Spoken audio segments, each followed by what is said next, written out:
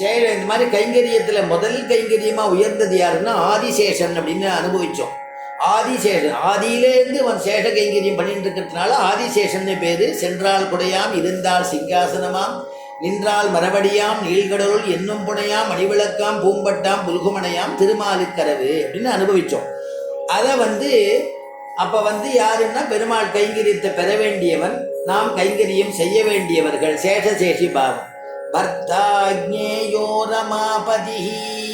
பர்த்தான்னா கணவன், நாமெல்லாம் பாரியை, பெருமாளுக்கு பாரியை. அதனால தான் ஸ்திரீ பிராயம் இதரம் ஜெகதுன்னு வாக்கியம். எல்லாருமே ஸ்திரீகள் தான், ரூபத்தினால தான் புருஷா போனாடின்னு சொல்கிறோம். ஆனால் பெருமாளை பொறுத்த பரியந்தம் எல்லாருமே ஸ்திரீகள் தான். அவன் ஒருவன் தான் பரம்பொருள். அவன்தான் உத்தமர்களில் உத்தமமான புருஷன் பெருமாள் தான். அவனை அடைய வேண்டும் அப்படிங்கிறதுனால நம்ம ஸ்திரீகள் மாதிரி நாம் எப்படி பர்த்தாவுக்கு கைங்கரியம் பண்ணுறோமோ கணவனுக்கு, அந்த மாதிரி பெருமாளுக்கு நாம் கைங்கரியம் பண்ணணும். அப்படி அடிமைப்பட்டு இருக்கணும் அப்படிங்கிறத குறிக்கிறதுக்காக ஆச்சரியமாக இங்கே சொல்கிறார். பர்த்தா ஜ்ஞேயோ ரமாபதி. ஜ்ஞேயோன்னா பெருமாளை நம்ம அறியப்பட வேண்டியவன் பெருமாள். நாம் அறிய வேண்டியவர்கள். பெருமாள் எப்பேற்பட்டவர் நாம் தெரிஞ்சுக்க வேண்டியது நம்முடைய கடமை. அவன் யாரை தெரிஞ்சுக்கணும்? பரம்பொருளை தெரிஞ்சுக்கணும். அவன் யாரு? உபனிஷத்துல சொல்லப்பட்டிருக்கக்கூடிய பரம்பொருள். உபனிஷத்துல என்ன சொல்லியிருக்கு? சயேகா, அவன் ஒருவனே அப்படின்னு சொல்லியிருக்கு. அந்த பரம்பொருளை நம்ம அறியப்பட வேண்டிய பரம்பொருள் ஜ்ஞேயன் அப்படிங்கிற வார்த்தையினால சொல்றாருங்க.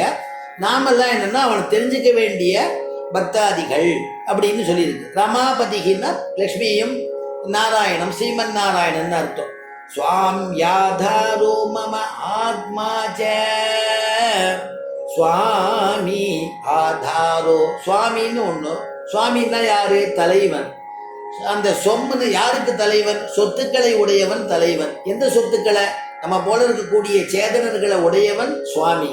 நம்ம சேதனர்களான நம்மெல்லாம் அவனுடைய சொத்து, ரங்கநாதனுடைய சொத்து. சொம்னா சொத்துன்னு அர்த்தம். சுவாமின்னா சொத்தை உடையவன் அர்த்தம். அப்ப நம்ம சொத்தை உடையவன் யாரு? சுவாமி. அதுதான் இங்க சுவாமின் அப்படி சுவாமி அப்படின்னு குறிப்பிடுறார். நாம சொத்து. ஆதாரஹா, ஆதார ஆதேய பாவம்னு சொல்றது. அவன் நம்மளை தாங்குறான், நாம தாங்கப்படுபவனாக இருக்கும். அதான் திருமங்கையாழ்வார் ஒரு கதை சொல்லும் பொழுது, ஒரு நம்முடைய வைனதேயன் அனவரதமும் பெருமாளை தாங்கிட்டு இருக்கக்கூடிய வைனதேயன் கருடனுக்கு ஒரு அகோர பசி வந்துடுத்தான். அந்த பசியினால எங்கேயாவது ஆகாரம் கிடைக்குமான்னு தேடும் பொழுது ஆகாரம் கிடைக்கல. கடைசியில் ஒரே ஒரு நாகம் கிடைச்சிது. அந்த நாகத்துக்கு பேர் சுமுக்கன்னு பேர். அந்த சுமுக்கனை விரட்டின்னு ஓடிட்டு வரும்பொழுது அது என்ன பண்ணிட்டு கிடுகிடுன்னு பெருமாளுடைய திருவடிவாரத்தில் அவனுடைய சிம்மாசனத்தில் சீரிய சிங்காசனத்தில் இருக்கக்கூடிய அந்த திருவடியை அப்படி சுற்றிட்டு, எனக்கு நீங்கள் அபயம் கொடுக்கணும், எனக்கு உயிருக்கு பிராண ஆபத்து வருதுன்னு பெருமாளை சரணாகதி பண்ணிட்டு, பெருமாள் நான் ரட்சிக்கிறேன், எல்லாரையும் ரட்சிக்கிறது, சரணடைந்தவளை ரட்சிக்க மாட்டார பெருமாள், நான் காப்பாத்துறேன்னு சொன்ன உடனே அந்த வைனதேயன் அங்கேருந்து ஓடி நிற்கிற பெருமாளுடைய சீரிய சிங்காசனத்தை சுற்றிட்டு இருக்கு. எப்படி உள்ளே போகிறது? பெருமாள்கிட்ட கேட்குறாரு, ரொம்ப பசியாக இருக்குது, அந்த சுமுக்கங்கிற பாம்பை எனக்கு அனுப்பிச்சு பிடிக்கும், ஆகாரத்துக்காக தேடினேன், எங்கே தேடியும் கிடைக்கல, இங்கே கிடைச்சிருக்கு, அது எனக்கு ஆகாரம் அதுதானே நீங்கள் வச்சுருக்கேன்.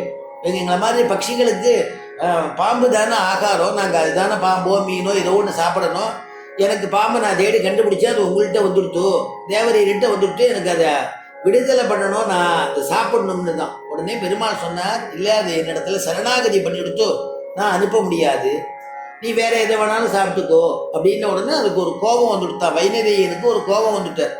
அந்த கோபத்தோட சொன்னார், இத்தனை நாள் நான் சுமந்துட்டு இருக்கேனே, எனக்கு இதுதான் தண்டனையான்னு பெருமாளை பார்த்து கேட்டார்.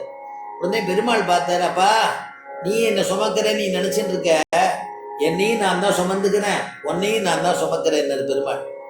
எப்படி என்னது? இப்போ நீ ஏழை பண்ணி என்னை தூக்கு பார்ப்போம், கருட வாகனம் எல்லாரும் சேவிக்கிறாளே, என்னை தூக்கு பார்ப்போம்னு பெருமாளை முக்கி தூக்குற, கருடனால தூக்க முடியல.